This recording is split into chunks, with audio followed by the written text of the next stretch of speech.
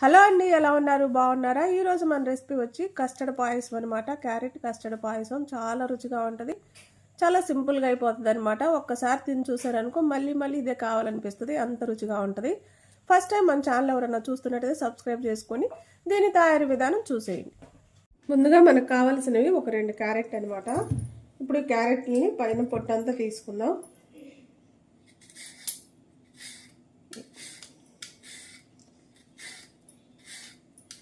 ఇదంతా తీసుకొని వీటిని ముక్కలుగా కట్ చేసుకోవాలన్నమాట.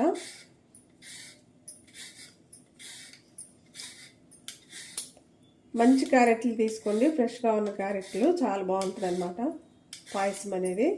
మొత్తం ఇలా తీసుకొని ముక్కలుగా కట్ చేసుకోవాలి. ఇప్పుడు ముక్కలుగా కట్ చేసుకుందాం, లేదా మీరు తురుముకోనైనా తురుముకోవచ్చు అన్నమాట. నేనైతే ముక్కలు కట్ చేసుకుంటున్నాను.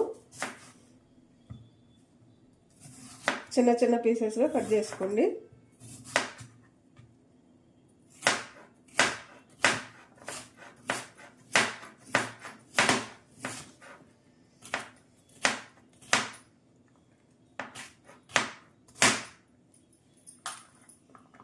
ఇలా చిన్న చిన్న ముక్కలుగా కట్ చేసుకోండి.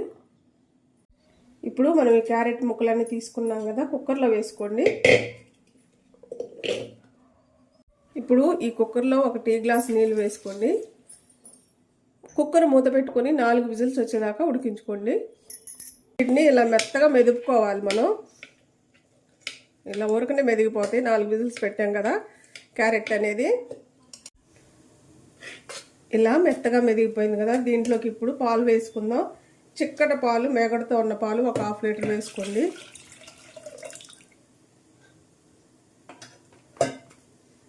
ఇప్పుడు ఈ 2 కలిపి ఒక 5 నిమిషాలు ఉడికించుకుందాం. మళ్ళీ ఇప్పుడు ఒక 5 నిమిషాలు మన పాయసం ఉడికిపోయింది పాలతో. ఇప్పుడు మనం ఒక 100 గ్రాముల బెల్లం వేసుకుంటున్నాం దీంట్లో. ఇప్పుడు మనం బెల్లం వేసినాక ఒక గుప్పెడు సేమియా ఉడికించినవి వేసుకోండి. ఇప్పుడు అలానే ఒక 2 టేబుల్ స్పూన్ల దాకా కస్టర్డ్ పొడి ఉంటుంది కదా, అది వేసుకొని ఇలా నీళ్ళల్లో కలిపి వేసుకోండి.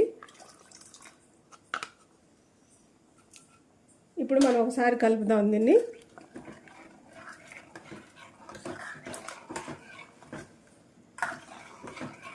కొద్దిగా యాలకుల పొడి వేసుకుందాం. కొంచెం యాలకుల పొడి వేసుకొని అలానే నేతిలో వేయించిన జీడిపప్పు, బాదం, కిస్మిస్ వేసుకోవాలి. మీ దగ్గర ఏముంటే అవి వేసుకోండి. ఇప్పుడు స్టవ్ కట్టేసుకుందాం.